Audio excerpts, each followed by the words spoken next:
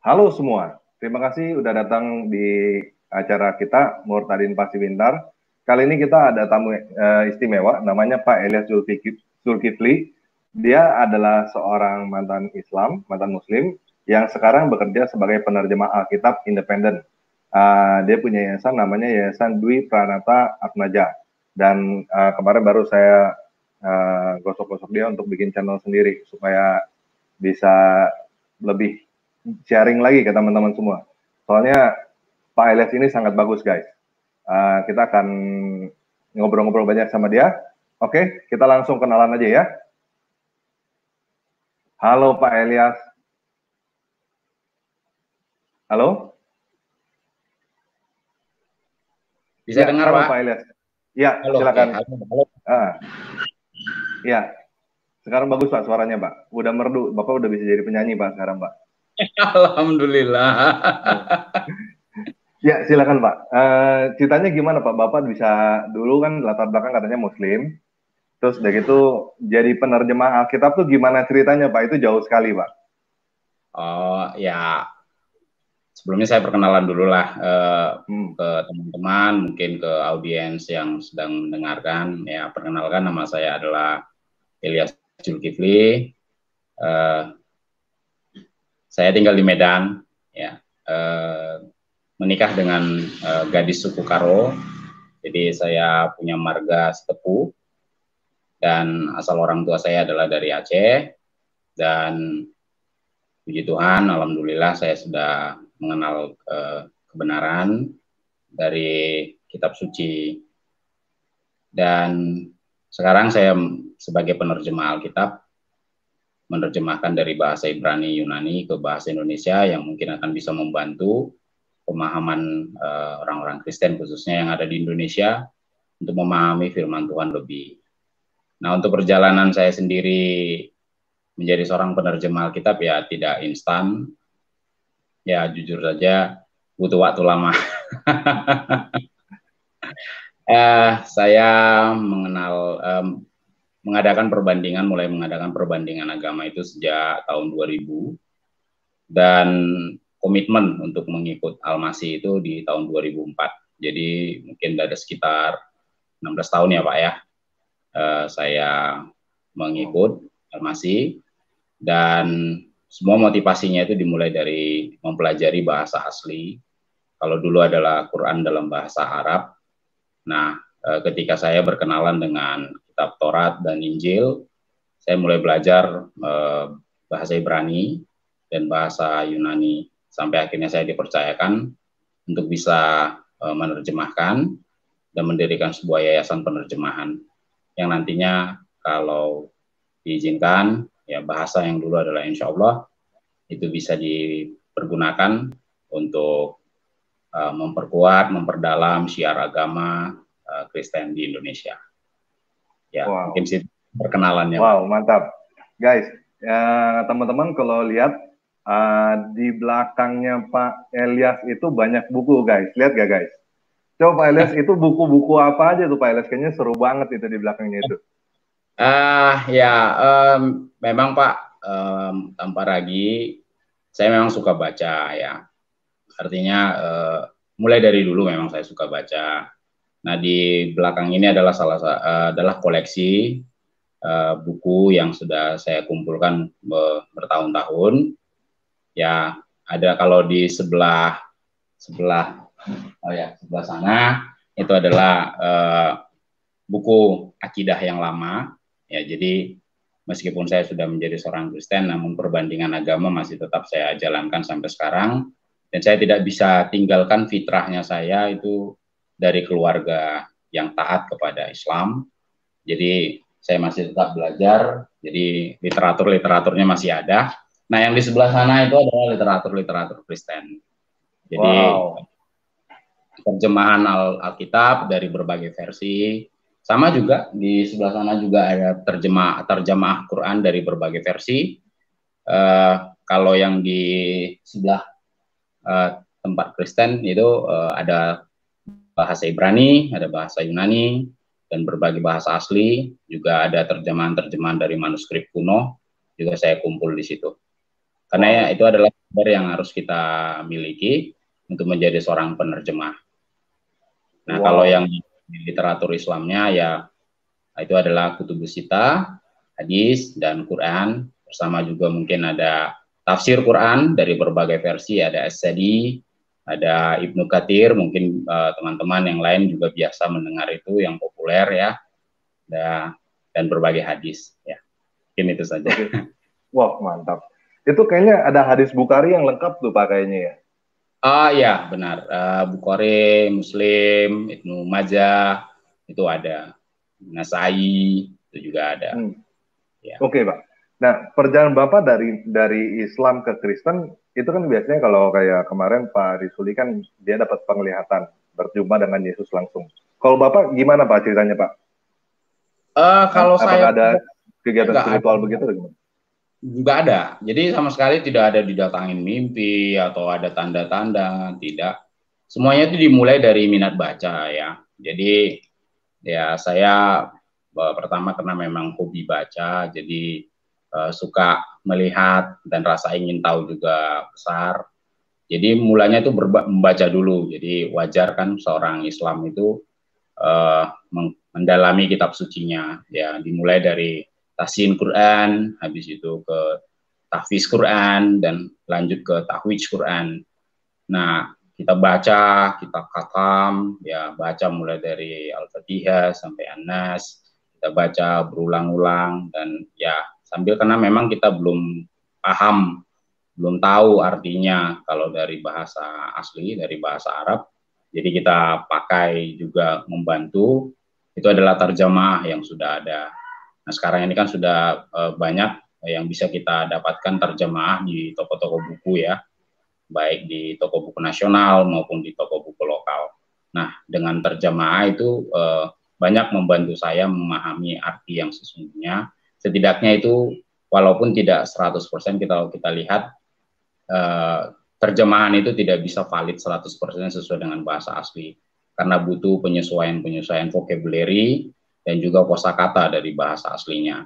Hal yang sama juga terjadi dalam penerjemahan Alkitab. Jadi tidak semua teks asli itu bisa diserap ke bahasa tujuan. Bahasa sumber itu masih banyak penyesuaian-penyesuaian. Makanya penerjemahan juga terjemahan juga ada berbagai versi. Bukan hanya terjadi di Alkitab, tapi juga di Quran. Dan itu bisa kita lihat di terjemahan bahasa Inggris ya. Ada versi Pictol, ada Yusuf Ali, ada Sesat, nah itu banyak. Sampai akhirnya saya baca, ketemulah ayat ya di dalam Quran surah 4 An-Nisa ayat 1 ya. Atau apa perlu? Apa? An-Nisa 4 ayat 1. Bentar ya Pak, saya share ya. Oh ya, silakan. Oh, ada juga kah ininya ya? Dari surat An-Nisa? Quran surah 4 An-Nisa ayat 1, Pak. Ayat 1, oke, gimana Pak? Jadi, nah kan kalau saya petik aja ya, baca ya gitu. Kalau dalam bahasa aslinya itu kan ya, Robbakulu mulazi kulakum min nafsi wahidati wa kulakum min hal jauzaha. Nah, saya garis bawahi di situ adalah yang kalau kita terjemahkan di situ adalah Tuhanmu yang telah menciptakan kamu dari yang satu ya. Ya. Kalau terjemahan apanya, kalau kita bisa lihat dari bahasa asli, nafsi itu adalah jiwa. Jadi wahid itu adalah, kita tahu sendiri ya, kalau wahid itu biasa kita dengar satu. Nah, jadi Tuhanmu yang telah menciptakan kamu dari satu jiwa, dan dari situ juga dia menciptakan pasangannya ya, zauzah atau istrinya gitu. Nah, saya langsung bertanya di sini kan, kalau dalam terjemah bahasa Indonesia kan sudah dibuat di situ Adam dan Hawa ya. Nah, walaupun di dalam teks aslinya itu tidak ada kata Adam dan Hawa, namun kita bisa tahu misalnya siapa yang satu yang dimaksud itu. Nah, ketika penterjemah Alkitab penterjemah Quran menggunakan kata Adam, ya saya anggap masih normal, masih wajar, karena sekalipun tidak ada dalam teks bahasa Arabnya, ya Di dalam Quran kata Adam itu masih bisa kita temukan sebagai manusia pertama yang diciptakan oleh Allah. Nah, yang jadi muncul pertanyaan adalah di kedua, di zaujaha, yaitu pasangannya atau istrinya. Nah, terjemah Quran menggunakan tanda kurung Hawa. Nah, ini yang muncul di dalam diri saya dalam teks Arab tidak ada kata Hawa. Nah, kalau dijawab Hawa ini dari mana? Pasti ada sumber lain tentunya. Kan tidak mungkin tiba-tiba penterjemah mencaplok kata itu tanpa ada sumber. Tentu ada sumber lain pendukung yang membuat penterjemah dengan yakin membubuhkan kata tanda kurung Hawa ke dalam terjemah bahasa Indonesia.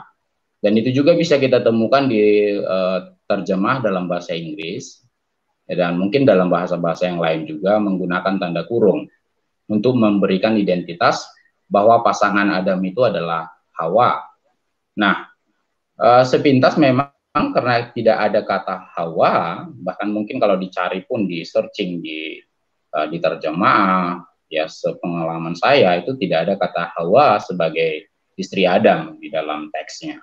Nah, ketika ditanya dari mana kata Hawa muncul, nah banyak orang mengatakan ya itu dari hadis, karena keluarga almarhum ayah saya adalah orang yang tergabung di dalam mazhab Syafi'i.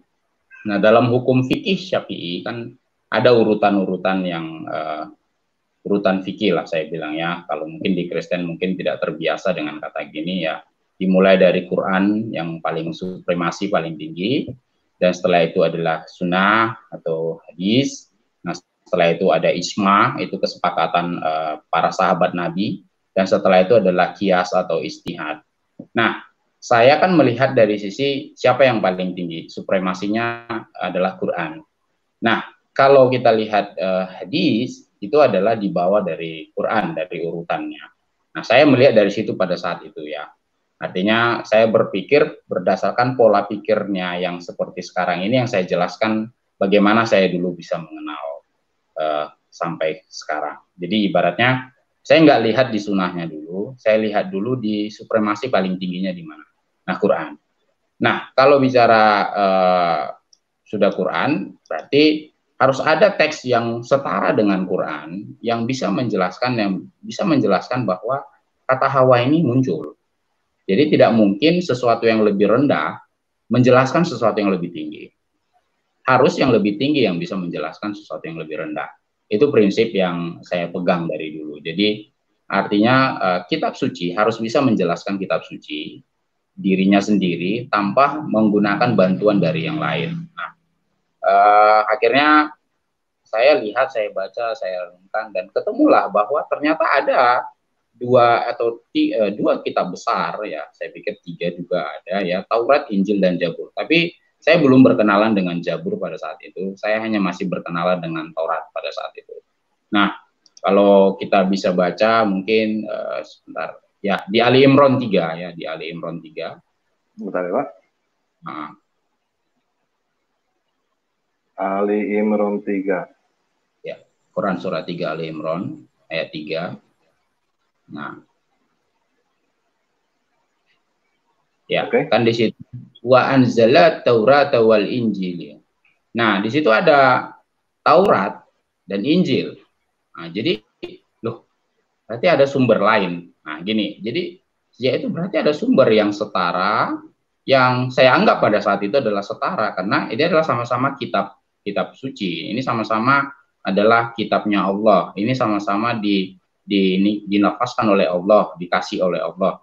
Jadi saya pikir loh, ini perlu dibaca gitu. Walaupun mungkin pada saat itu banyak orang mengatakan Alkitab itu sudah dipalsukan. Nah, muncul rasa ingin tahu saya, oke, kalau Alkitab dipalsukan, tapi saya harus baca dulu.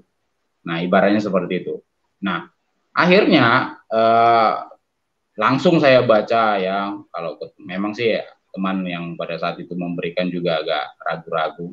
Saya baca aja, saya minta tolong, minta nanti dikiranya gimana gitu ya. Jadi ya saya paham situasi teman kita itu. Jadi nggak apa-apa. saya perlukan belajar. Tidak ada salahnya saya belajar kitab suci yang lain, kan sama halnya juga teman-teman dari Islam juga tidak salah untuk belajar kitab suci yang lain. Nah, akhirnya saya baca mulai dari Kejadian pasal 1, saya baca di Kejadian pasal 2.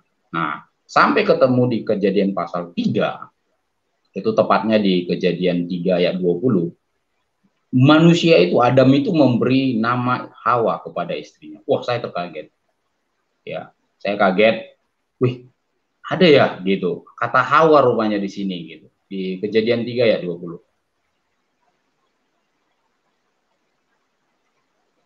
Ya. Di Kejadian 3. Manusia itu memberi nama Hawa kepada istrinya. Iya, Adam ya. Wa yikraha Adam sem isto Hawa dalam bahasa Ibrani-nya. Nah, ketika saya lihat, saya kaget. Ada Hawa di sini gitu. Jadi ketika jawabannya adalah dari sunnah, saya bilang, ini kitab yang setara. Saya anggap ini, pada saat itu saya menganggap bahwa ini adalah kitab yang setara. Taurat, Injil, dan Quran. Nah, yang 4 ini, kalau misalnya sejajar, itu bergantung tertuju kepada masing-masing umat. Ya. Nah, saya menganggap, ini dia. Ini yang saya cari, gitu kan. Nah, kata Hawa ada muncul di sini, gitu. Nah, sejak itu mulai muncul mau baca lagi. Saya lanjutkan baca. Nah, sebelumnya juga saya udah baca juga seperti yang sudah saya katakan. Saya kan ya alhamdulillah sempat khatam ya. Jadi di dalam Quran surah 7 Al-A'raf ayat 160, Quran surah 7, Pak. Ya. 7 ayat 160. 160. Iya.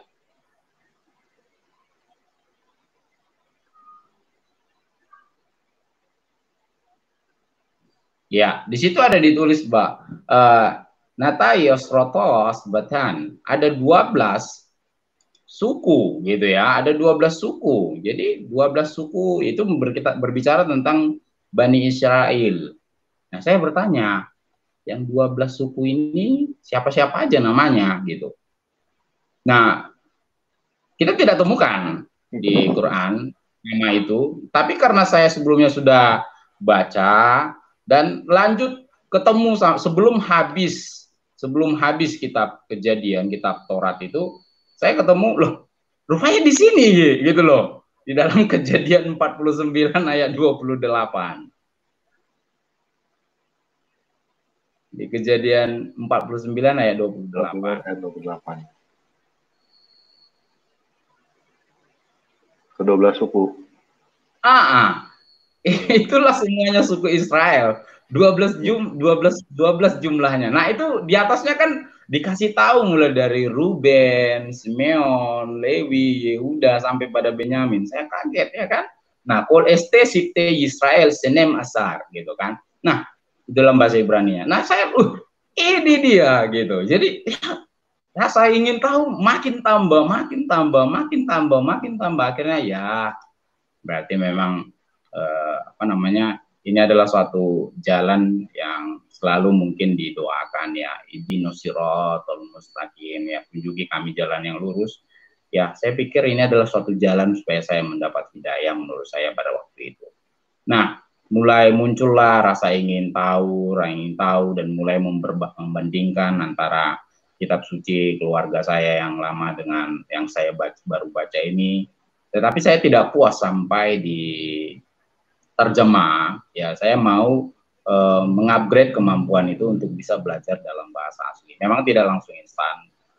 Mungkin sekitar 12 tahun kemudian baru saya punya kesempatan untuk belajar, tapi setidaknya saya sudah mulai menggali lebih dalam. Karena bahasa Arab ini adalah bahasa yang unik bagi saya dan ada miripnya dengan bahasa Ibrani. Ya, sebagai contoh mungkin ya, huruf pertama dalam Ibrani itu adalah alif, ya huruf pertama dalam bahasa Arab itu adalah alif, ya arba juga ada di dalam bahasa Arab maupun dalam bahasa Ibrani. Ada juga madrasah, kita dengar ya madrasah dalam bahasa Ibrani itu adalah midras, ya. Ada miripnya karena memang satu rumpun semitik. Nah, kemiripan ini yang membuat saya lebih banyak terbantu untuk belajar bahasa Ibrani. Karena kalau contoh, kalau kita dalam bahasa Arab itu, misalnya hitokra gitu ya, dia membaca. Kita langsung tahu dari kata kerjanya itu, kita langsung tahu ini jenis kelaminnya laki-laki atau jenis kelaminnya perempuan. Kalau misalnya kita dalam bahasa Indonesia kan membaca. Nah, ketika kita bilang membaca, kita nggak tahu subjeknya laki-laki kah atau perempuan kah, ya gitu ya, atau jamak kah atau singular kah. Nah, itu kita nggak tahu. Itulah salah keunikan dari masing-masing bahasa. Nah, di bahasa Ibrani dan di bahasa Yunani itu sama. Jadi misalnya takra, kita langsung tahu, oh ini laki-laki nih, ya gitu. Atau yakra, oh ini perempuan gitu. Jadi dari kata kerja itu kita bisa tahu subjeknya siapa. Nah, hal yang sama juga terjadi di dalam bahasa Ibrani. Nah, itu membantu saya banyak hal. Akhirnya, wih, ini enak nih gitu. Nah, misalnya koret dalam bahasa Ibraninya, yaitu membaca gitu kan. Kore itu langsung tahu kita, oh ini perempuan. Nah, kore itu laki-laki, kore itu perempuan, seperti itu ya. Jadi koret itu perempuan, kore itu laki-laki. Jadi kita bisa tahu dari kata kerja, kita bisa tahu oh ini orangnya. Nah, itu yang membuat saya termotivasi. Wah, mantap ini gitu kan. Nah, kenapa saya tidak mau mendedikasikan waktu saya, mendedikasikan diri saya untuk menjadi seorang penerjemah? Ya, alhamdulillah puji Tuhan. Nah, saya juga mulai belajar. Nah, sampai akhirnya ketemu Injil. Nah, Injil kan bahasanya beda. Nah, Injil pada umumnya mempergunakan bahasa Yunani. Nah, ini kan sesuatu hal yang berbeda ya. Yang biasanya rumpun Semitik tiba-tiba masuk ke rumpun Barat ya. Kita anggap Yunani itu adalah Barat. Jadi belajar lagi saya, akhirnya saya belajar lagi. Akhirnya ya alhamdulillah puji Tuhan, akhirnya saya bisa walaupun mungkin tidak begitu menguasai sekali ya. Saya anggap bahwa ada senior saya yang lebih di atas, tapi itu membuat saya bisa dipercayakan untuk menjadi seorang penerjemah, khususnya di dalam textual criticism.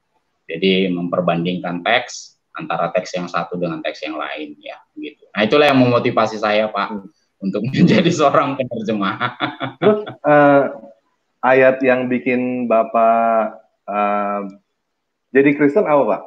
Yang bikin Bapak ambil keputusan saya pindah jadi Kristen aja deh.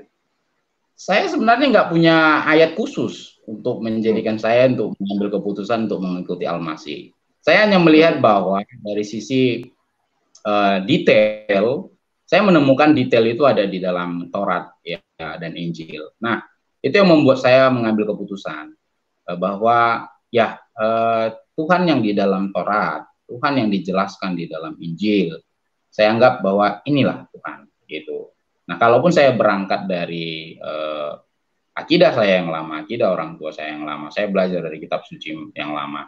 Dan itu membuat saya itu menaik, ibaratnya seperti seorang anak kecil yang meninggalkan masa-masanya, akhirnya bertumbuh, berkenalan gitu. Nah, saya punya satu, ya mungkin tidak general, saya anggapin tidak general, tapi ini hanya sekedar opini saya, bahwa di Islam itu ada 3 tingkatan ya, yang pertama itu adalah Islam, yang kedua adalah Muslim, dan yang ketiga adalah mukmin. Ya, bagi saya pribadi, ini interpretasi opini saya, menjalankan 6 rukun Islam, jadi 6 rukun iman dan 5 rukun Islam, hanya menjadikan kita sebagai orang Islam, belum menjadi seorang Muslim. Nah, Muslim adalah orang yang berserah diri kepada Allah dan sudah belajar fikih. Nah, mungkin beda interpretasi dengan yang lain. Nah, yang lebih tinggi itu bagi saya adalah mukmin. Nah, yang ditawarkan, yang dijanjikan janahnya Allah itu adalah orang mukmin. Nah, tingkatan mukmin ini lebih tinggi, adalah orang yang benar-benar mencintai Allah di atas segalanya. Udah orang yang bukan hanya sekedar berserah kepada Allah, tapi juga sudah benar-benar mendedikasikan hidupnya kepada Allah dan sudah bayar harga pun, bayar mahal pun, demi mempelajari, demi sebagai tanda kecintaannya kepada Allah. Saya pikir bahwa itu perlu sampai ke tahap itu, gitu Pak. Jadi tidak secara otomatis saya jadi orang orang yang mengikut Al-Masih itu hanya karena satu ayat, enggak. nggak seperti itu. Jadi prosesnya adalah saya belajar dulu detailnya, sampai akhirnya saya memutuskan ya saya harus mengikuti ini gitu Pak. Wow, butuh waktu lama itu Pak. Lama Ya, sekali. Terus, mungkin berbeda dengan ya teman-teman saya yang lain mungkin yang dari akidah yang sama, akhirnya beralih ke mengenal lebih melalui kitab Injil dan Taurat. Kalau mereka mungkin ya tidak begitu lama. Kalau saya memang cukup lama prosesnya untuk memilih, karena memperbandingkan dulu sambil saya jalani. Tapi walaupun saya jalani, saya tidak mengambil keputusan. Saya masih saya belajar perbandingan seperti itu. Terus ada penolakan dari keluarga nggak Pak? Ya, kalau penolakan pasti ya itu ya tidak bisa dihindari ya. Saya pikir hal yang sama juga terjadi, baik yang dari Kristen ke Islam atau mu'alaf namanya, atau yang dari Islam ke Kristen atau dari agama lain manapun. Mungkin ketika ada orang yang ya istilahnya tanda kutip hijrah ya, itu biasanya menimbulkan suatu penolakan ya, itu pasti penolakan ya. Ya otomatis keluarga itu menolak ya, tidak setuju ya, banyak juga ya, mungkin tantangan ya, mungkin tidak perlu saya sebutkan di sini ya, tapi pada umumnya orang-orang dari teman-teman yang hijrah dari sana ke masuk mengenal kitab Injil, saya pikir mengalami hal yang sama pada umumnya ya, tinggal intensitasnya aniayanya ya, dalam bahasa Kristennya itu aniayanya itu adalah berbeda-beda, ada yang berat sekali, ada yang ringan, ada yang moderat. Nah kalau Bapak ini dari yang mana nih Pak, tingkat yang mana nih Pak? Kayaknya moderat ini. Kalau saya sih ya pernah ditawarin semua ya, artinya supaya harapan bisa balik. Saya paham keluarga saya mengasihi saya, mencintai saya, ya dia tidak ingin berdasarkan pola pikir mereka ya, mereka berharap saya itu balik lagi ke jalan mereka yang sama dengan mereka ya. Saya bilang ya saya sudah mengambil keputusan untuk mengikuti ini, dan ini adalah tanggung jawab pribadi saya di akhirat nanti, apapun konsekuensinya saya siap ya, itu yang saya katakan kepada mereka ya. Oke. Kita mulai ada ini, saya udah mulai buka untuk tamu bisa masuk nih Pak. Kita mulai ajak ini ya, tanya jawab ya. Silakan Pak. Oke. Halo Pak Yoakim. Halo. Suaranya nggak jelas. Oke, kita angkat dulu ya. Halo. Ya. Halo, selamat malam Pak. Malam. Bapak Muslim atau Kristen Pak? Iya. Oh enggak, apa harus Muslim ya? Diprioritasin sih Muslim Pak. Tapi nggak apa-apa. Sekarang lagi belum ada teman-teman Muslim yang belum datang, silakan Pak. Oh ya, kalau ada Muslim saya itu mundur aja. Kalau saya cuma bilang ini program ini sangat, saya bilang wow, luar biasa gitu loh. Jadi sangat memberkati. Bagaimana Bapak Zulkifli ini pemahaman yang sangat luas ya. Bagaimana pemikiran dia itu dipakai untuk bertemu dengan Tuhan. Sekarang saya tuh pengen tahu lebih detailnya Pak. Apakah ada intimidasi dari kelompok-kelompok agama Bapak yang dulu terhadap Bapak atau bagaimana? Ya, oke Pak. Ya, saya langsung jawab Pak Moderator. Ya, silakan langsung jawab. Ya, jadi Pak RD, ya kalau dari tekanan dari kelompok dari ini, ya alhamdulillah sejauh ini belum ada Pak. Karena pendekatan kita adalah pendekatan damai. Jadi sama seperti namanya Islam, Salam, itu damai Pak. Jadi kita tidak berusaha sedapat mungkin tidak melukai perasaan saudara-saudara kita yang dari Islam. Karena begini, saya kan fitrahnya saya kan dilahirkan dari keluarga itu. Nah, mungkin teman-teman yang sudah duluan dari Kristen, itu fitrah itu apa ya kira-kira ya? Mungkin bahasa yang tepat itu takdirnya gitulah, takdirnya dilahirkan di Kristen itu gitu. Nah, saya dilahirkan di keluarga yang dari ini. Nah, ketika saya hijrah tanda kutip ya, bahasanya hijrah atau beralih tanda kutip. Nah, saya kan menurut saya ini adalah suatu hal yang tidak baik kalau saya itu menjelek-jelekkan akidah dari keluarga saya. Iya, Karena betul. saya kan dibesarkan di situ. Saya berasal dari situ dan ya mungkin kalau terlalu ilmiah kalau saya katakan DNA saya ada di situ, Pak, gitu. Jadi ketika saya menyangkal atau mungkin menjelek-jelekkan atau mengkata-katai atau mungkin ya sesuatu yang ya tidak oh begini begini Islam itu begini begini begini begini ya saya anggap bahwa loh saya di sana dulu gitu. Nah kan tidak afdol Pak kita setelah mendapat sesuatu yang baru kita jelekkan yang lama gitu. Nah jauh lebih bagus kalau kita sama-sama rangkul. Toh juga kita ya ibaratnya saya dengan keluarga saya walaupun berbeda akidah ya sedapat mungkin walaupun sampai saat ini mereka belum bisa menerima situasi ini, belum menerima keadaan ini. Ya tapi ya alhamdulillah kita tidak sampai ada tekanan, ada pencelaan atau ada hal-hal yang membuat melukai perasaan atau melukai akidah saudara-saudara kita yang dari Islam, Pak. Jadi iya, puji Tuhan lah kalau begitu, Pak. Karena begini, Pak ya. Karena begini, kami kan banyak kan kalau di Australia kan banyak yang meninggalkan Islam agama yang dulu ya. Mereka makanya pindah mereka ke Australia gitu loh. Nah mereka itu dari kelompok mereka itu mengirimkan kayak mujahidin untuk mengintimidasi mereka kalau mereka itu harus kembali ke agama semula gitu loh. Jadi kayak diintimidasi, ada macam-macam lah yang mereka alami. Makanya kayak apostate mereka itu sangat tidak suka. Jadi mereka itu membuat jaringan yang lebih besar untuk mengintimidasi yang apostate gitu loh. Itu karena di Australia itu mereka juga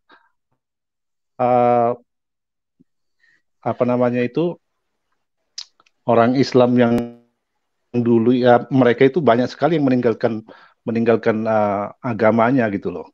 Tapi mereka itu berusaha mengintimidasi agar mereka tidak boleh keluar dari agamanya gitu loh. Jadi kalau intimidasi sih sebenarnya mungkin kita berbicara ke ranah Kristen ya Pak. Nah kalaupun intimidasi saya anggap bahwa intimidasi adalah hal yang biasa yang dialami oleh seorang Kristen. Karena Tuhan Yesus juga berkata di dalam Alkitab berbahagialah kamu kalau dianiaya. Nah artinya penganiayaan adalah hal yang tidak bisa terhindari Pak sebagai seorang Kristen. Ya, saya mungkin tidak bisa secara bilang menyampaikan seperti apa penderitaan saya ketika mengambil keputusan. Ya, saya pikir jauh dari apa yang dibayangkan. Tapi jadi kita juga belajar dari ke-12 murid Yesus gitu loh. Mereka itu sampai apa namanya itu mati dibakar, mati dibunuh apa. Jadi mereka itu tidak mau menyangkal apa yang mereka lihat sendiri. Oke, Pak, makasih tanpa lagi. Semoga Tuhan memberkati Anda luar biasa. Jadi oke, sama-sama, Pak. Iya. Halo, Pak Revis. Ya, halo, shalom, selamat malam buat Pak Bro Tanpa Ragi dan Pak Elias. Ya, silakan, Pak. Saya Kristen, Pak. Cuman saya dari latar belakang keluarga yang oma saya, jadi nenek saya dari garis keturunan ayah itu dia mualaf, jadi anaknya Sultan Bacan. Nah, saya ingin tahu sih sebenarnya, saya udah ngikutin tadi dari awal Bapak jelasin, dan saya respect banget sih sama kualitas murtadin yang seperti Bapak ya, dalam artian tidak hanya mungkin perjumpaan secara pribadi, tapi Bapak juga mengkaji cukup dalam untuk melakukan perbandingan antara agama Islam dan kitab-kitabnya dengan perbandingan kepada agama Kristen gitu. Nah, yang jadi pertanyaan saya, kalau buat Pak Elias bukan murtadin ya Pak ya? Tapi apa? Ya. Kalau saya pakai istilah yang umum aja, kan perspektif dari mereka tuh ada orang-orang yang keluar dari Islam. Saya ingin tahu gini Pak, tadi Bapak udah jelasin bahwa Bapak bukan ayat kan yang membuat Bapak mengambil keputusan. Nah, saya ingin tahu kajian terdalam Bapak tentang kekristenan apa sih yang selain yang tadi Bapak menemukan spesifikasi di dalam Injil dan Taurat, nah selain itu apakah ada deskripsi secara pribadi Bapak tentang pribadinya Yesus Kristus sendiri sebagai Tuhan? Saya ingin tahu apakah Bapak udah mengkaji sampai di situ, Pak? Itu aja sih sebenarnya jadi pertanyaan saya. Thank you Pak Revis, Muri. Pada saat itu saya belum Pak. Jadi saya belum mungkin berbeda dari teman-teman saya yang langsung menganggap Yesus itu begini, Yesus itu begini, Yesus ini begini segala macam anak Allah. Saya enggak. Kajian sama sekali pada saat itu ya, pada saat itu sama sekali saya belum kaji terlalu dalam karena memang saya masih baca kitab Taurat Pak. Saya belum ketemu Injil. Ya, karena saya sudah ambil komitmen, saya tidak akan lompat ke Injil. Saya harus ikutin tahapan demi tahapan.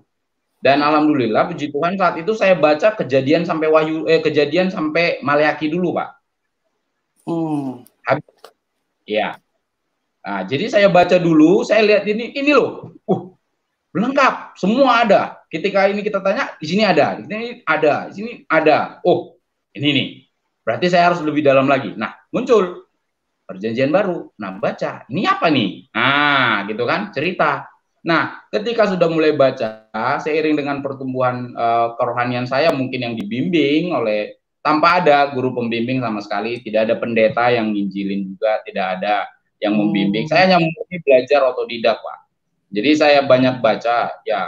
Dan alhamdulillah puji Tuhan, sekarang ini adalah yang ke-38 kali saya baca Kejadian sampai Wahyu, Pak. Wow. Nah, itu yang membantu saya untuk ini loh, teks, tekstual gitu. Saya baca akhirnya ketemu. Nah, mulailah muncul pernyataan-pernyataan yang mungkin kontradiksi bilang, loh, kalau Yesus itu bukan Tuhan. Nah, mungkin seperti yang saya dapat di akidah saya yang lama. Gak mungkin dia Tuhan. Nah, gitu. Terus, ya itu nggak mungkin disalibkan.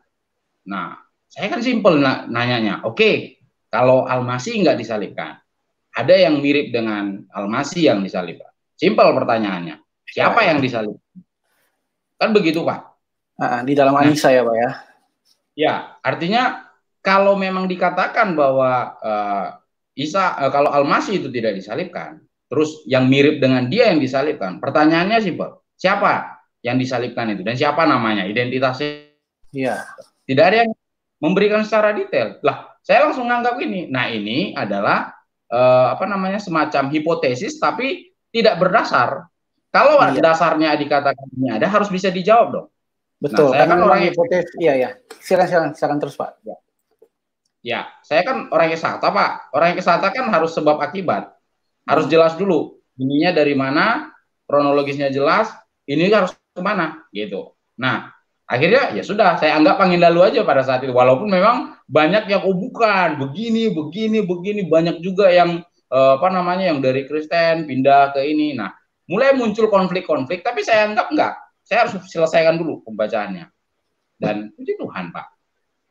Saya tetap, dan situ saya melihat bahwa ya akhirnya saya sudah memilih, inilah hidayah yang sebenarnya yang saya doakan selama ini. Puji Tuhan. Haleluya. Jadi tidak ada yang spesifik, saya langsung ketemu ini ayatnya Yesus gitu, enggak. Jadi saya pelan-pelan saya baca, jadi saya di tekstual, Pak. Tidak langsung pribadi Yesus itu begini. Karena gini, konsep penebusan itu kan tidak ada di dalam Islam, Pak. Islam pasti tidak akan mengakui adanya penebusan dengan pertumpahan darah. Ya, beda konsep ya, Pak. Ya, beda konsep. Nah, makanya saya kadang heran melihat teman-teman memaksakan pola pikir Kristen dengan adanya pertumpahan darah, pengorbanan untuk menghapus dosa, dibawakan kepada teman-teman yang dari Islam. Mohon maaf, konsep seperti itu tidak akan pernah ditemukan di Islam. Yang sepengalaman saya. Kenapa? Penebusan dosa, ya banyak hal yang bisa kita lakukan di Islam untuk menebus dosa kita. Tapi dalam Kristen, konsep penebusan kan tidak seperti itu. Ada dulu yang korban. Ketika kita bawakan pengorbanan, masuk ke dalam ranah mindsetnya Islam, ya ditolak, Pak. Kenapa? Memang tidak ada. Nah, saya kan mengalami transisi itu, Pak. Dari yang tidak ada, konsep pengorbanan itu kan tiba-tiba masuk piring. Nah, ada jembatan yang harus, nah ini yang butuh waktu lama bagi saya, Pak. Jadi tidak langsung secara otomatis saya langsung udah terima Yesus sebagai Tuhan. Oh bukan. Ya, jadi saya harus belajar konsepnya dulu. Kenapa tiba-tiba ada penebusan? Kenapa harus mati? Kenapa harus begini? Kan ini muncul pertanyaan nih, Pak. Nah, jadi itu yang menggiring saya akhirnya oh ini dia rupanya konsep korban itu jauh sebelum Yesus udah ada konsepnya. Gitu. Saya akhirnya historis latar belakang saya dapat. Oh gitu rupanya. Udah akhirnya tetap jalan terus. Begitu Pak. Puji Tuhan sih Pak. Saya tanpa lagi saya nambahin dikit aja ya. Karena sorry Pak, banyak yang ngantri Pak. Kita coba yang lain dulu ya. Sabar dulu ya. Ya udah deh. Oke deh. Makasih ya Pak Elias. Oke. Thank you Pak Revis. Halo Pak Bambang Sakaria. Bapak Muslim atau Kristen? Halo? Halo Pak Bambang. Kristen lah Pak. Oh Kristen, bentar ya Pak ya. Iya. Halo Pak Christian Syahaya, Muslim atau Kristen? Halo. Halo Pak. Ya. Bapak Kristen atau Muslim Pak? Kristen. Oke, bentar dulu sabar ya Pak. Halo Pak. Ya Pak, Light Kristen, putus. Halo. Nah ini juga Kristen kayaknya. Oke, kita dari ini lagi pujian penyembahan deh. Yang dari udah nungguin sebenarnya. Silakan Pak. Ya, selamat malam. Shalom Bang Tampan. Malam, shalom. Shalom Pak. Ya, shalom Pak, shalom. Shalom. Saya terberkati sekali Pak sampai tadi merinding dengar kesaksian Bapak, dengar cerita-cerita Bapak. Ada pertanyaan saya yang bikin saya penasaran. Silakan Pak. Perasaan Bapak, ini pertanyaan ada dua Pak mungkin. Jadi yang pertama saya tanya, bagaimana perasaan Pak Elias setelah masuk Kristen? Apakah perasaannya masih kayak dulu, kayak waktu masih Muslim, atau biasa-biasa saja, atau ada perubahan yang wah begitu? Terus yang kedua, pertanyaan selanjutnya, sebenarnya saya sudah tahu jawabannya. Cuma ini kan berhubung live, jadi mungkin teman-teman Muslim yang nonton bisa dengar langsung dari Bapak yang memang background-nya dari Muslim. Bapak juga sudah menguasai bahasa Arab secara katam di Al-Quran. Terus sekarang menjadi penterjemah Alkitab. Yang menjadi pertanyaan saya, benarkah Alkitab itu sudah dipalsukan? Itu saja sih, Pak. Oke. Silakan Pak. Silakan Pak Elias. Oke, yang pertama saya jawab dulu Pak, pujian penyembahan. Ya pasti ibaratnya mendapat sesuatu yang baru, exciting Pak, ya pasti exciting walaupun tidak langsung meledak-meletup saat itu juga, tapi perlahan akhirnya saya merasakan ada yang berubah dalam diri saya, termasuk dalam perspektif saya selama ini ya berubah. Nah kalau excitingnya saya pribadi saya exciting dan alhamdulillah, tapi tetap sedapat mungkin saya akan tetap jaga natur saya Pak. Walaupun mungkin teman-teman mungkin banyak yang tidak setuju akan hal itu. Nah, yang kedua, apakah Alkitab dipalsukan? Nah, saya balik lagi Pak, bukan opini, tapi teks. Nah, ya mungkin ya kita bisa buka aja teksnya ya. Saya pikir ya kita ini, karena di dalam rukun iman yang ketiga di Islam itu kita harus beriman kepada kitab-kitabnya Allah. Nah, saya sudah sebutkan tadi bahwa ada 3 kitab yang sebelumnya itu adalah Taurat, Injil, Jabur, dan Injil. Nah, ada 4 yang keempat itu adalah Quran. Nah, sebagai orang Islam yang taat kepada rukun iman, yang ketiga kan harus beriman kepada seluruh kitab, Pak. Jadi tidak hanya satu kitab, tapi juga kitab-kitab yang lain. Karena memang sudah ada ayatnya, Pak. Boleh juga mungkin ya perlu juga dibaca gitu ya. Coba dibaca ini Pak di dalam sebentar saya coba dulu karena ada pertanyaan Bapak tadi ya mengenai kitab yang dipalsukan ya. Ya Pak. Sebentar. Ya, tadi di Quran surah 3 Ali Imran ayat 3, Pak. Quran surah 3 Al-Imran 3, ya. 3 ayat 3. Ya. Jadi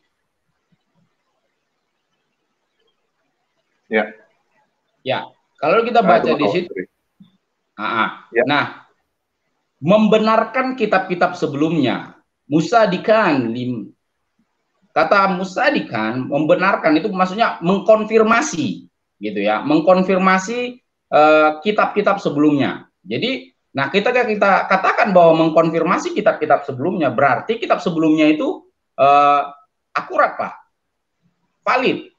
Jadi tidak mungkin dipalsukan. Dan kita sendiri sudah tahu bahwa kalimat-kalimat Allah itu tidak mungkin bisa dipalsukan, Pak. Sebentar saya cari ayatnya biar jelas. Di dalam Quran surah 6 Al-An'am ayat 34. 6 ayat 34. 34 ya. Ya. Wala mudagilla li kalimatillah. Artinya tidak ada yang bisa mengubah kalimatnya Allah. Nah, kalau mengatakan bahwa Alkitab dipalsukan, berarti itu sudah mengubah, Pak.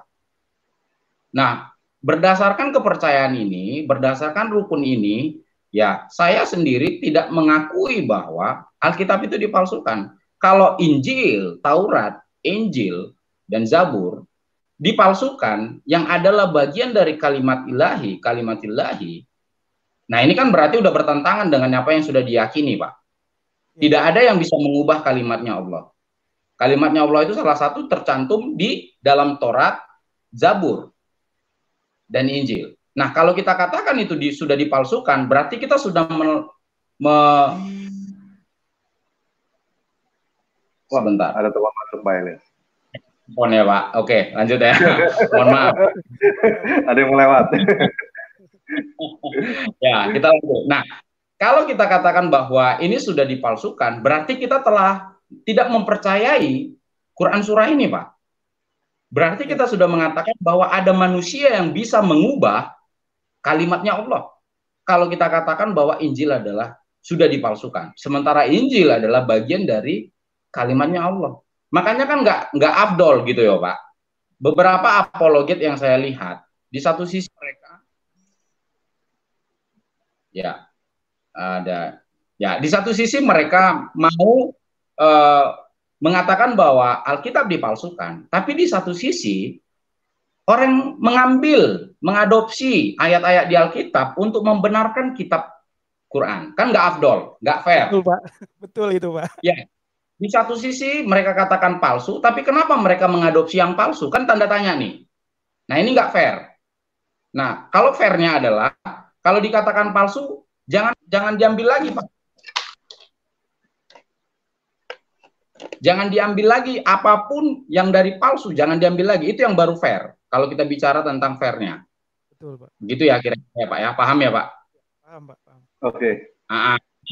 Bagi saya pribadi, berdasarkan Quran, bahwa tidak ada yang bisa mengubah kalimatnya Allah. Kalau dikatakan Alkitab dipalsukan, yang bagian daripada kalimatnya Allah, berarti itu sudah melanggar dari Quran surah Al-An'am ayat 34 ini, Pak. Bagi saya pribadi. Nah, ketika saya jadi seorang Islam, saya mempercayai yang ini. Nah, ketika jadi orang Kristen, saya bilang tidak. Karena saya orangnya textual criticism, Pak. Ya, Pak.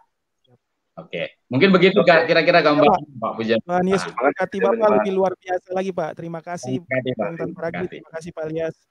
Ya. Ya, silakan Pak Triun Silayer. Halo. Halo. Halo, Pak, suaranya nggak kedengeran. Halo. Suaranya bisa kencangan dikit, Pak. Waalaikumsalam, suaranya kecil sekali, Pak. Cek, sekarang gimana? Masih kecil sekali. Cek, sekarang? Masih kecil juga, Pak. Mungkin volumenya ditambahin, Pak? Volumenya? Dikencangin. Volume mungkin atau apa? Udah belum? Belum. Saya coba langsung aja Pak, apa yang mau ditanya Pak? Coba mungkin kedengeran dikit. Oke, gini aja, tolong dibantuin aja adminnya. Apa tanggapannya Pak Elias dengan penambahan-penambahan ayat di Alkitab setelah abad kelima, setelah Konsil Nikea? Apa tanggapan Pak Elias? Penambahan-penambahan, gimana Pak? Penambahan-penambahan dalam Alkitab setelah abad kelima? Contohnya Markus 9 sampai Markus pasal 9 dari ayat Markus pasal 20 dari ayat 9 sampai 20. Kurang jelas ya Pak.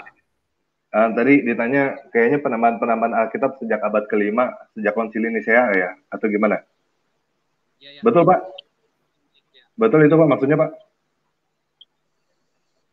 Oh, pertanyaan Bapak ini tentang ada penambahan-penambahan gitu Pak?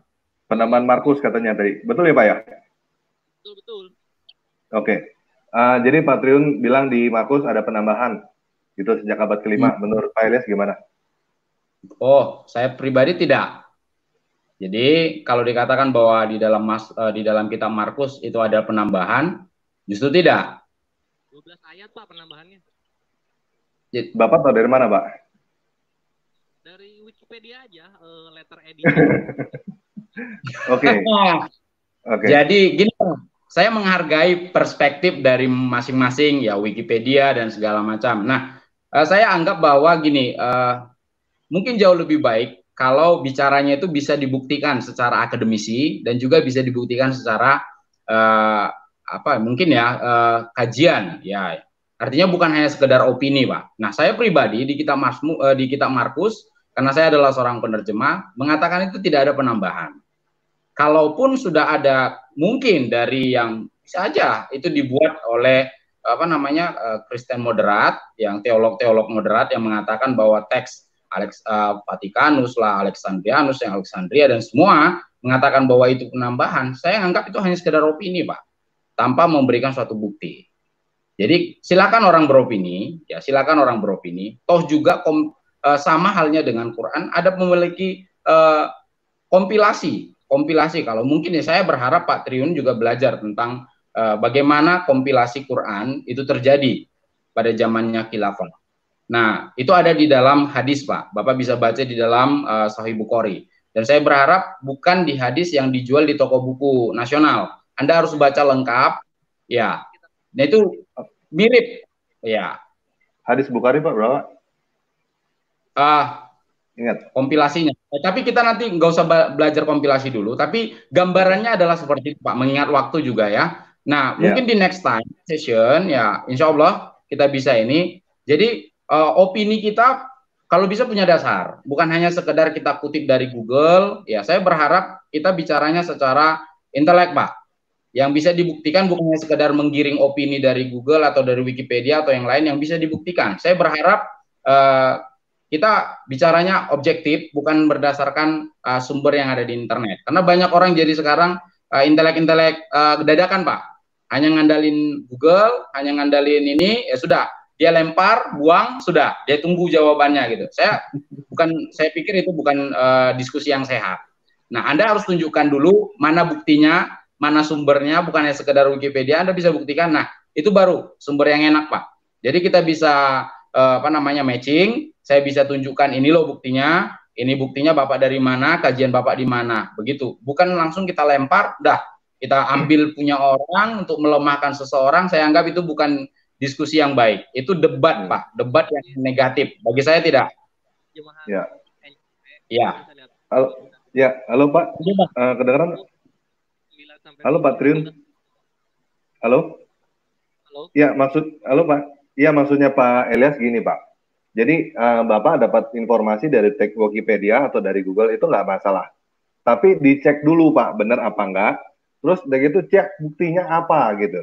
Jangan cuman maksudnya lemparin tuduhan terus udah gitu tapi nggak ada bukti atau apa-apa gitu Pak maksudnya. Betul ya Pak Elias gitu ya? Artinya gini, kalau misalnya saya bicara Al-Baqarah atau saya bicara tentang Sahih Al-Bukhari, saya bicara Nasai. Nah, saya di belakang saya ada literaturnya Pak. Nah, kalau boleh, fairnya seperti itu. Jadi kita tidak ngambil dari internet doang, kita ambil adopsi, lempar, udah kita tunggu. Kita ambil adopsi, lempar, kita tunggu. Jadi hal-hal yang menggiring opini, yang membuat debat, tanpa resources yang jelas yang bisa dibuktikan valid, Pak. Kalau misalnya Anda bisa ngambil dari tesis orang lain, dari disertasi orang lain, dan Anda bisa buktikan secara akademisi, itu lebih berimbang, Pak. Dibandingkan hanya sekedar ambil ini, lempar, ambil ini, lempar. Saya menganggap itu bukan diskusi, Pak. Itu hanya sekedar udah buang gitu, ya. Soalnya kita live, Pak. Kalau misalnya kita terbuka, baru saya bisa kasih lihat itu contoh-contoh yang saya maksud tadi. Pak, suaranya kecil sekali, Pak. Ya, Pak. Iya, ini soalnya kita live, jadi nggak bisa ngasih lihat bukti secara literatur gitu, nggak bisa menampilkan itu. Kita soalnya. Iya. Nggak, maksudnya gini, Bapak punya argumen. Argumen Bapak itu kan tadi Bapak bilang Markus, sebagian sudah ditambahkan. Nah, Bapak tahu persis atau Bapak cuma dengar kata orang? Saya tahu persis. Bapak bisa lihat di Alkitab. Kalau tahu persis, apakah Bapak sudah mengkaji itu? Begitu, Pak? Sampai sedalam mana Bapak udah mengkajinya gitu, Pak? Apakah Anda mengkaji, apakah memang Anda ahli di dalam textual criticism sampai Anda mengatakan Markus sudah ditambahkan di abad ke-5? Nah, sumbernya ini Anda kajikah atau hanya sekedar baca, Pak? Nah, kalau Anda sekedar baca, mohon maaf, saya anggap itu bukan diskusi yang baik. Artinya, kita bicara secara literatur, Pak. Kalau Anda kaji baik, nah itu baru enak, Pak. Kita bicaranya. Nah, saya pribadi karena saya sudah kaji, saya bilang tidak. Nah, kalau ketika Bapak bantah, iya, Bapak harus tunjukkan literatur yang bisa Bapak kaji, yang sudah Bapak kaji, dan memang sudah sah, sudah bisa dibuktikan. Ya. Bapak yang bisa kaji lebih dalam. Nah, itu akan lebih enak, Pak. Jadi, kita lebih begitu kira-kira, Pak. Jadi, bukan hanya sekedar... Oke, gini deh, Pak Triun. Bapak suaranya sekarang kecil sekali. Terus begitu ini live. Dan Pak Elias juga waktunya nggak banyak. Dia cuma kasih kita waktu 1 jam. Jadi... 3 menit lagi. Jadi gini, Pak. Pak Elias, saya sedang bantu Pak Elias untuk bikin channel sendiri. Nanti rencananya Pak Elias akan buka seperti ini juga untuk tanya jawab, Pak. Dengan senang hati, Pak. Nah, itu Pak Triun akan lebih puas. Gimana, Pak? Diskusi. Ya, kita bisa diskusi, kita bisa lebih jauh, Pak. Ya, insya Allah, Pak. Gimana, Pak Triun? Siap. Oke. Ini teknis soalnya. Oke. Waalaikumsalam. Oke, teman-teman, sorry banget nih udah 3 menit lagi. Aduh, saya nggak tahu nih. Ini coba satu lagi ya, Akasia Bunga. Silakan. Halo, Akasia Bunga, Kristen atau Muslim? Halo?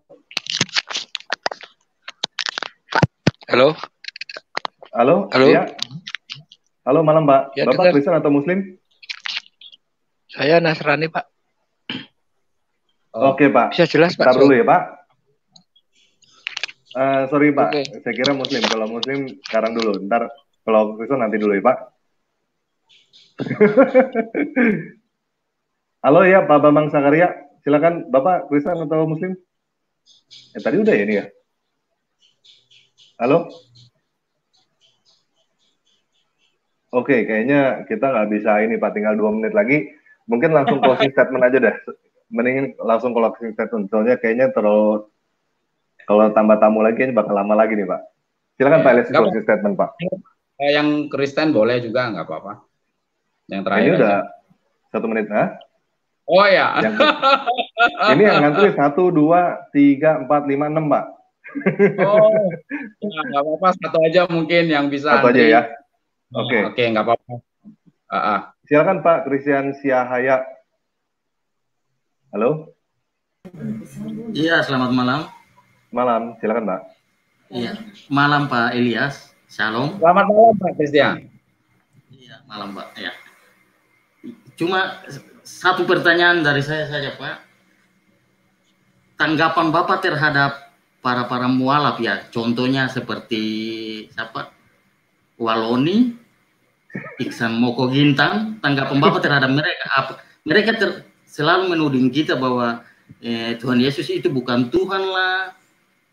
Pak Iksan Moko Gintang dengan segala macam celotenya yang bikin kita cukup resah. Nah, Pak Elias selaku orang yang pernah ada di sebelah maupun di kita sekarang, Bapak tolong deh kasih penjelasan tentang mereka apa ini. Oke, silakan Pak. Iya. Enggak apa-apa, kita spare waktu ya. Oke. Nah, pribadi Pak, seperti yang saya katakan tadi, nah ketika kita sudah mulai melukai perasaan akidah, penganut akidah kita yang lama, saya anggap itu adalah suatu tindakan yang tidak dewasa. Saya pribadi. Kenapa begitu? Nah, kita dulunya di situ. Nah, tiba-tiba kenapa kita setelah kita pindah, kita malah bukan tanda kutip lagi saya pikir. Kita benci, bahkan menjelek-jelekkan, bahkan mungkin ya membuat sesuatu hal yang ya. Tapi bagi saya pribadi, Pak, bagi saya pribadi adalah suatu bentuk bahwa di sana dulu belum dewasa, Pak. Kalau dewasa, sudah pemahamannya baik, sudah tahu, bukan hanya sekedar sudah punya gelar, misalnya STH, MTH, doktor teologi ya. Mohon maaf, tanpa mengurangi rasa saya kepada Pak Ihsan Mokoginta udah tua loh, Pak. Ya. Pak Ihsan Mokoginta udah tua sekali loh, Pak. Maksud saya dewasa dalam hal pemahaman, Pak. Oke. Bukan umur ya, Pak. Dewasa pemahaman dalam kajian agama akidah dulu waktu masih di sana. Nah, kalau sudah matang, Pak, saya percaya tidak akan muncul rasa untuk melukai perasaan penganut agama yang lama. Bagi saya pribadi. Walaupun mungkin orang mengatakan dia sudah doktor, dia sudah begini, banyak yang sudah sarjana teologi pindah mualaf, yang sudah doktor teologi mualaf. Bagi saya, mohon maaf, tanpa mengurangi hormat saya kepada mungkin teman-teman yang sudah mengikuti pendidikan teologi, pemahamannya masih kurang, Pak. Gak usah jauh. Di Kristen, ya ini untuk refleksi ya, refleksi kita sebagai orang Kristen. Di Kristen, banyak orang yang sudah STH, MTH, DTH, suruh baca bahasa Ibrani pasti kelabakan, Pak. Suruh baca bahasa Yunani pasti juga mau kelabakan. Padahal sudah dokter, sudah sudah mendapat pendidikan teologi. Kenapa? Kita suruh bahasa asli, kita suruh baca saja, mereka sudah mulai kelabakan, nggak bisa. Banyak yang nggak bisa. Nah, ini adalah salah satu refleksi bagi kita, sekalipun mungkin kita mendapat pendidikan, belum tentu kita dewasa, Pak. Artinya bukan hanya sekedar knowledge, bukan hanya sekedar apa yang kita tahu, tapi bagaimana kita mengamalkannya dalam kehidupan kita.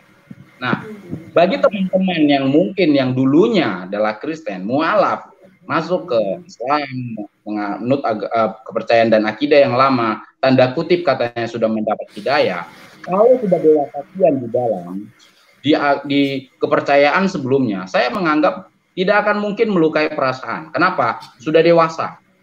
Kenapa? Sudah paham, sudah mahir, mau mengupgrade kemampuan mungkin menurut pribadi, dan tidak akan mungkin melukai, tidak akan mungkin menjelek-jelekkan. Kan nggak enak, nggak abdol, kan? Kita dibesarkan di sana, ketika kita pindah kampung, pindah wilayah, kita jelek-jelekkan wilayah kita. Oh, bukan itu, begininya itu. Something wrong. Bagi saya itu adalah something wrong. Berarti sebelumnya kecintaan dia terhadap akidah yang lama itu tidak ada, Pak. Kenapa semudah itu bisa langsung benci? Bagi saya seperti itu, Pak. Ini mungkin opini. Nah, jadi bagi saya kalau teman-teman yang mualaf yang sudah menjelek-jelekkan agama yang sebelumnya, itu adalah satu bentuk bahwa sebenarnya something wrong. Kenapa? Bisa saja pindah karena sakit hati, bisa saja pindah ada sesuatu yang tidak didapat, bisa saja pindah karena kecewa, bisa saja pindah ada hal-hal yang terjadi yang tidak mengenakan dengan background masa lalu, yang membuat dia akhirnya begininya itu. Nah, saya pribadi, Pak, menganggapnya seperti itu. Kira-kira begitu, Pak Christian. Oke, ya, gimana Pak Christian? Ya, makasih, Pak. Saya berharap bahwa channel Bapak cepat jadi dan mudah-mudahan ditonton. Nah, udah jadi Bapak udah bisa subscribe di deskripsi video ini, Pak. Oke, baik. Cuman belum live. Nah, iya. Saya lagi ajarin Pak Elias untuk live.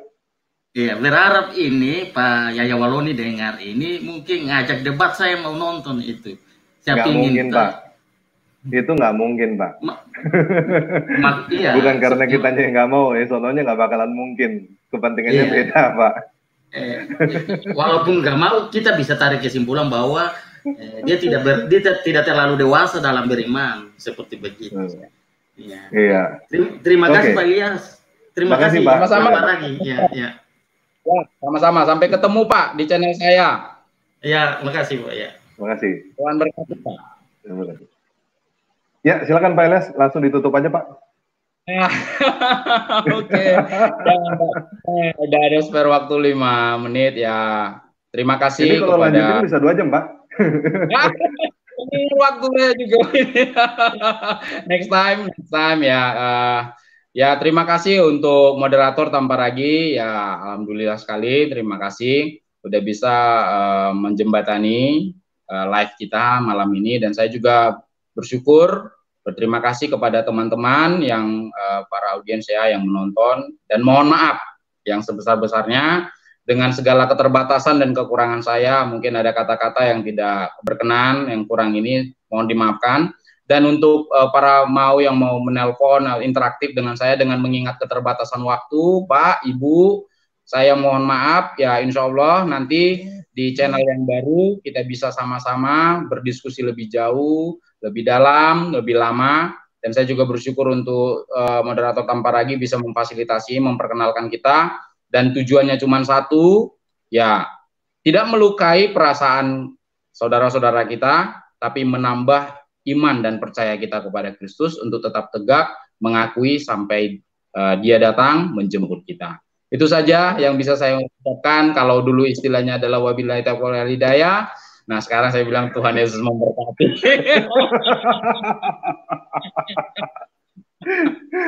Oke, terima kasih teman-teman udah hadir sekarang. Kalau mau subscribe sekarang ya di channelnya Pak Ilyas, itu ada di deskripsi video ini. Silakan guys. Channel tidak biasa. Sekian video kali ini. Nama channelnya tidak biasa. Pak Ilyas memang tidak biasa memang. Oke, terima kasih. Tuhan Yesus Kristus memberkati. Sampai ketemu lagi minggu depan, hari Sabtu jam 7 malam di acara Murtadin Pasti Pintar.